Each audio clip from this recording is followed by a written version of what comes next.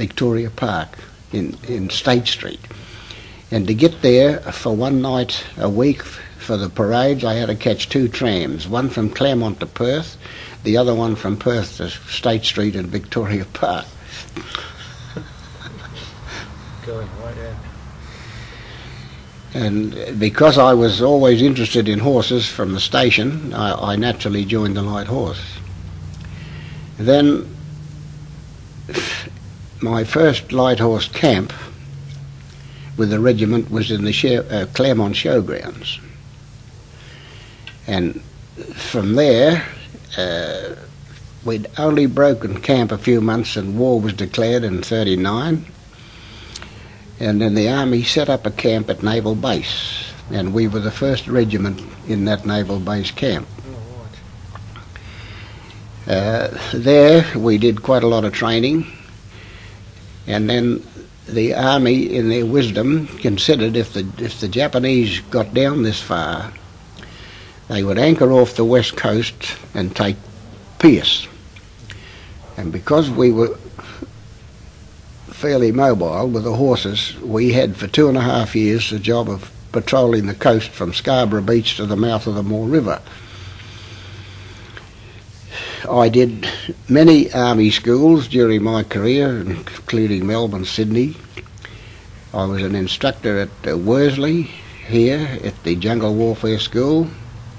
Later I instructed at Canungra, which was the Jungle Warfare School in Brisbane, and I often tell my friends at the bowls and that now that I've never been fitter. When I left Canungra, I think I could have run a kangaroo down without any trouble.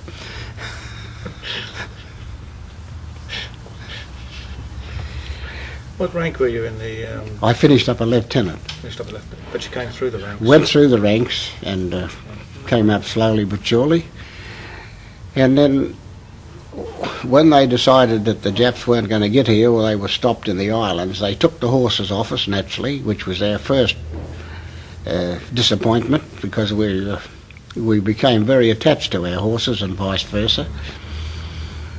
So that wasn't bad enough, but we had a big fight with the Army and lost. We wanted to go overseas as a regiment, because we'd trained together and we'd lived together for so many years. But they took us from Midland Junction by train to a place in New South Wales called Rooty Hill, where we were camped for a short period of time, and they broke the unit up into reinforcements.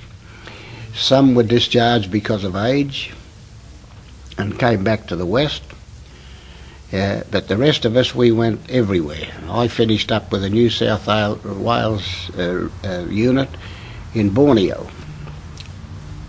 and I say a lot of the other boys, some of the younger ones, they finished up in the commandos, and they finished up with a very good reputation, because I caught up with some of the officers after the war. But that's quickly the life story as far as it goes up to this point. What about the actual the Light Horse in the Wanneroo area? Was you actually camped in the Wanneroo area? You was up to on the Wanneroo Road up by Quinns Rock and then up to Yanchep? Well, to answer that question, we had 2 camps at Wanneroo during the war years. Our first one was nearer Perth than the last one, and that was where the regimental headquarters were established. And then we used to go out on the coast in squadrons and have an area of coast to patrol, and then once a month we were brought back to the camp, regimental headquarters camp, make sure that we didn't get too bush-like and uncontrollable. And then we went from the first Wanneroo camp back to Mundajong. We weren't there very long, and then we were re-established at Wanneroo, which we were the last cavalry regiment in Australia, and our second Wanneroo camp was the last cavalry camp in Australia. So some 2.5 to 3 years ago, the city of Wanneroo, the Historical Society and CALM got onto me and wanted to know would I cooperate or come and do something. They wanted to make some permanent recognition of the last cavalry regiment in Australia.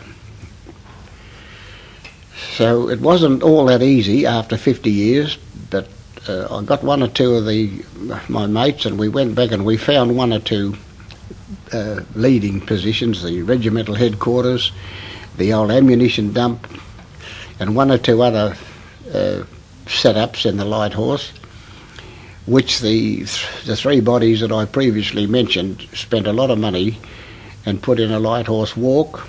They've got a memorial there.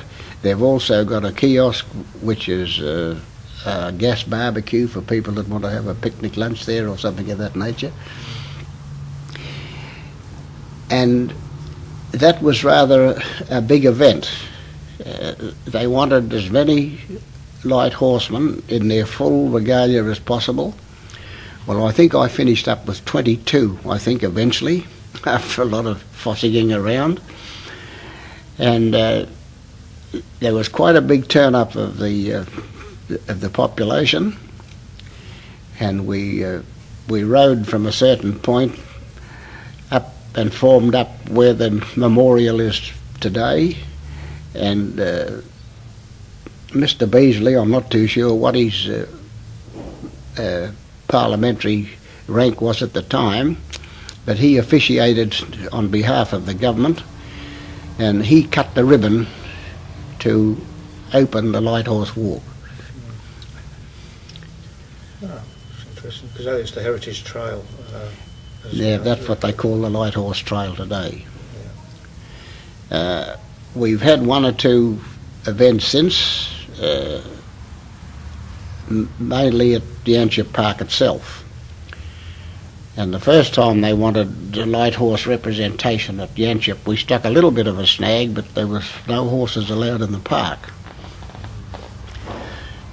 So I said to the Shire, well, if you want us there mounted, I said, horses are a bit heavy to carry. I said, we'll just have to have horses.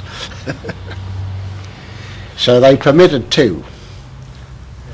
So I got 2 fellas to turn up with their full regalia, and they led a parade that was followed by Navy cadets, Army cadets, Air Force cadets, Salvation Army, and all the local representatives, the Red Cross and the ambulance, and it was quite a big day.